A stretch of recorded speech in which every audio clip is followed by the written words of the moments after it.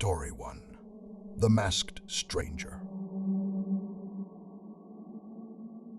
It was one of those ordinary evenings that seemed to last forever.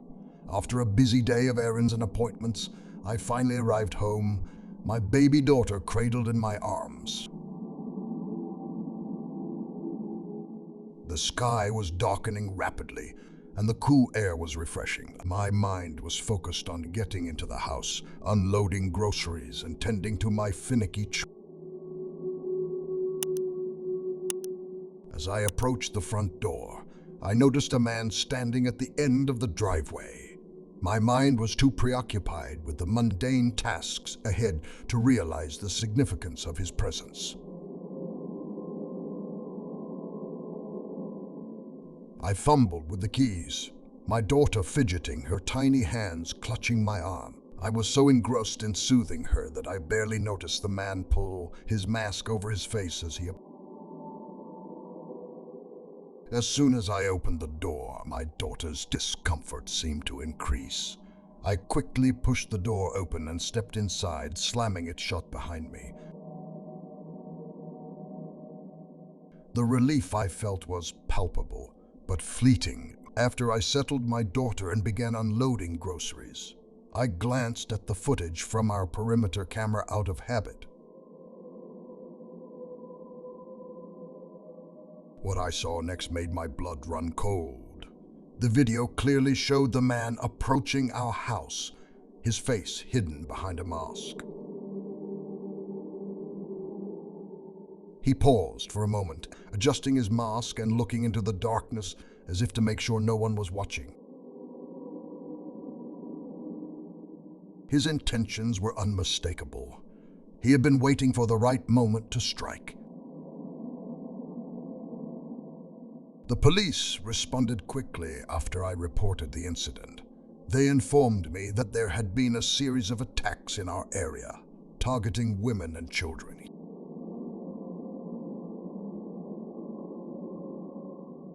The description of the perpetrator matched the man in the video.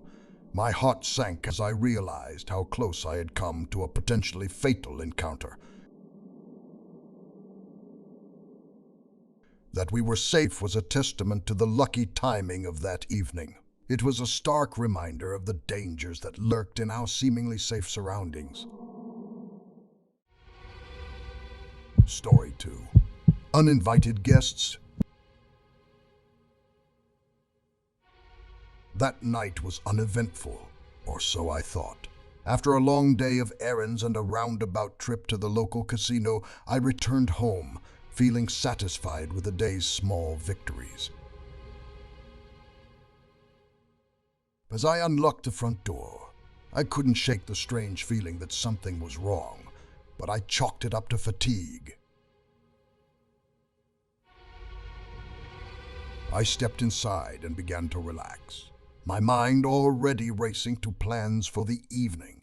But before I could settle, I heard unmistakable footsteps approaching the door.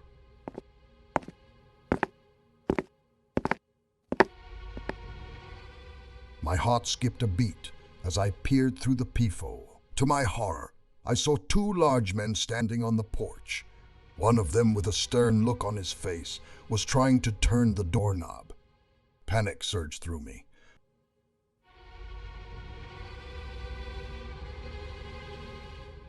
I quickly called 911, my voice shaking as I explained the situation. The men seemed to sense my fear, exchanging worried and hesitant glances.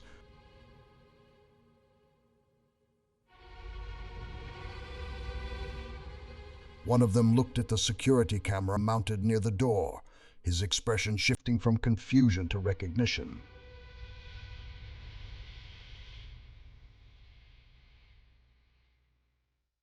The seconds seemed to stretch on as I watched them through the peephole. The men's actions became increasingly suspicious.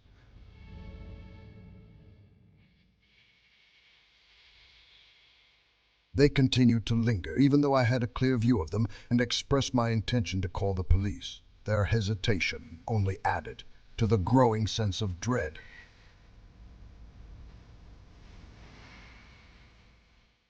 Finally, after what seemed like an eternity, the men turned and walked away, disappearing into the night. The police arrived shortly after, but the men were long gone.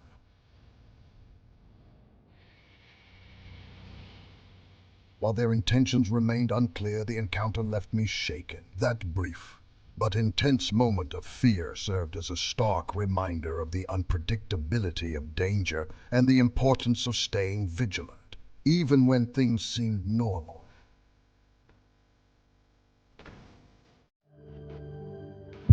Story 3. Casino Stalkers.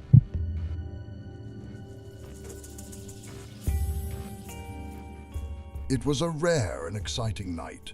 My husband and I had enjoyed a few hours at the casino, our pockets a little heavier with our winnings.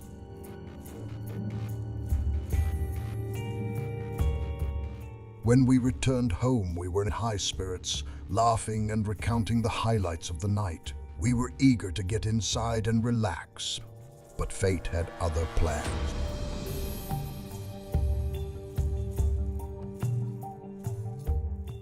As we approached the front door, I lagged behind, enjoying the cool night air. Suddenly, I noticed a figure moving quickly from the shadows.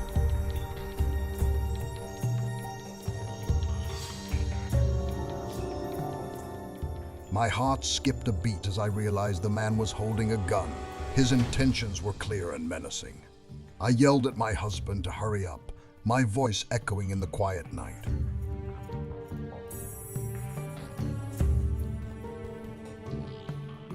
My husband fumbled with his keys, and just as the man got closer, he unlocked the door. I rushed inside, slammed the door behind me, and locked it with shaking hands.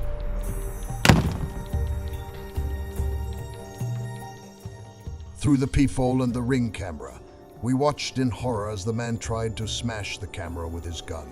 His frustration was evident as he swung the device around.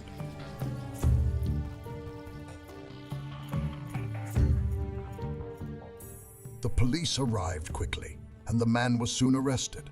They informed us that he and an accomplice had been following us from the casino, hoping to steal our winnings.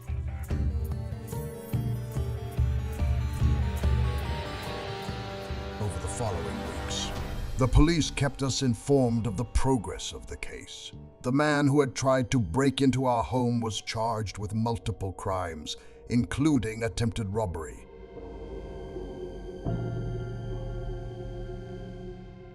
His accomplice was also arrested, and their connection to other criminal activities was investigated. The experience left a lasting impact on our sense of security. We began investing in additional security measures, including motion sensor lights and reinforced locks.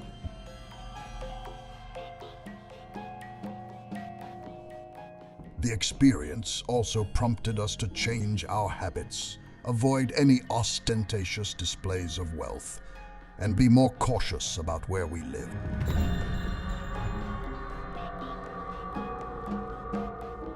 I found solace in talking to others who had been through similar situations. Joining a local support group for crime victims helped me process my emotions and gain a sense of community. Sharing my story and hearing the experiences of others provided a form of healing that professional counseling alone could not achieve.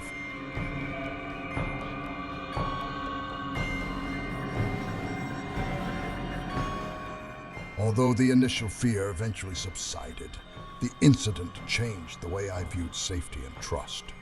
It was a harsh lesson in the unpredictable nature of crime and the importance of staying vigilant, even during moments of joy and celebration.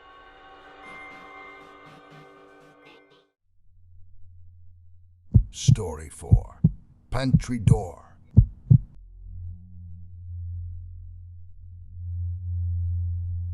The fatigue of the long day had seeped into my bones as I collapsed onto the couch. I was so tired that I almost immediately fell into a light sleep.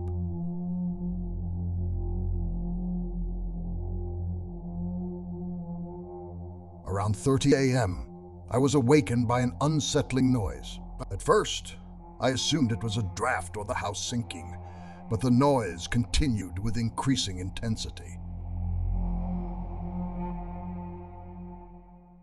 The noise seemed to be coming from the pantry.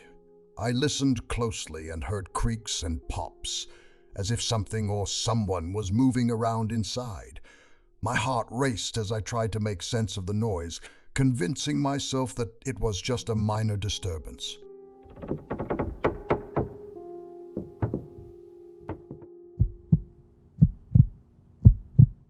However, the noise grew louder, and my sense of unease deepened. Finally, I forced myself to investigate. I cautiously walked toward the pantry, my pulse quickening with each step.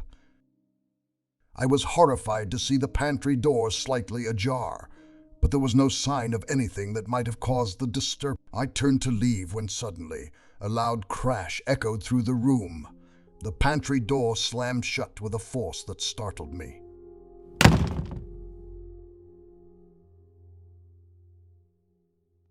I stood rooted to the spot, my mind racing to make sense of this puzzling event. The rest of the night was a sleepless ordeal, filled with a sense of intense fear. The next morning, I reviewed the footage from our security camera. The pantry door had moved on its own, slamming shut with an ominous finale. The experience left me with a deep sense of unease and fear of what might be lurking in the dark corners of my home. Story 5. The Man in the Room.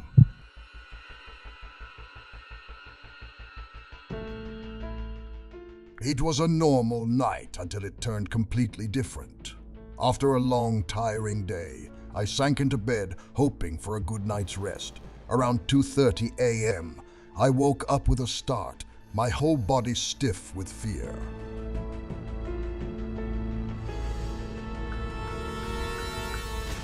I opened my eyes and saw a dark figure looming over me.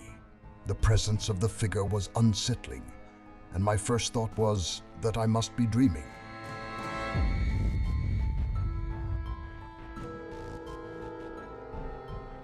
But when the figure remained motionless, my panic took over.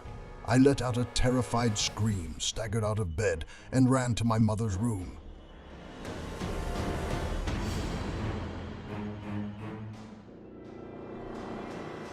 My voice was hoarse and panicked as I told her that someone was in the house. My mother, startled awake, quickly pulled me and my brother into her room, locking the door behind.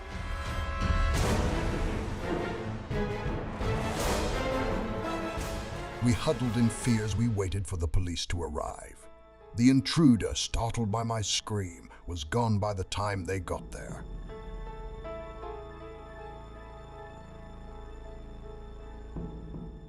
The police used footage from our perimeter cameras to track down the intruder, a 14-year-old boy who had entered our home through the front.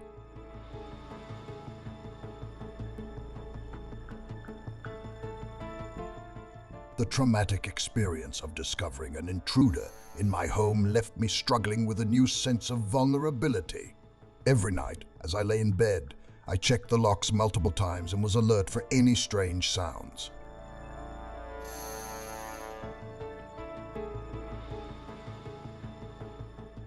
The police investigation into the 14-year-old intruder revealed disturbing details.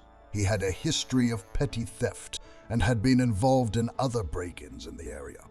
His arrest was a small consolation, but it did nothing to ease the fear that had gripped.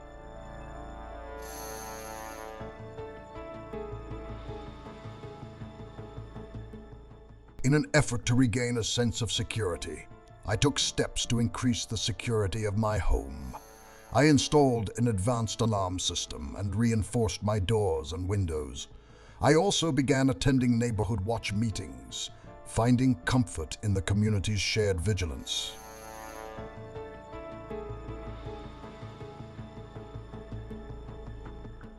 The trauma of the intrusion remains, affecting my sleep and daily life. I sought therapy to address my anxiety and nightmares, to address the psychological impact of the event.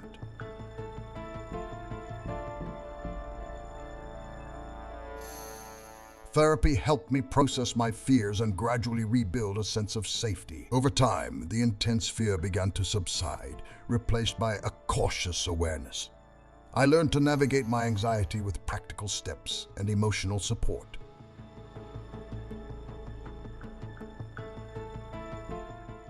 The experience fundamentally changed me, making me more aware of my need for physical and emotional safety. I emerged stronger, with a renewed appreciation for the safety and resilience of my home and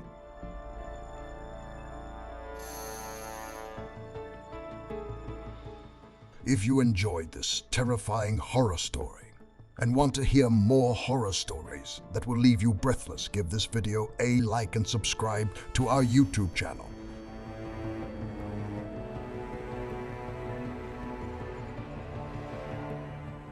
By liking and subscribing, you will never miss out on the latest horror stories and safety tips to stay alert. Your support helps us bring you more thrilling content and build our community of horror enthusiasts.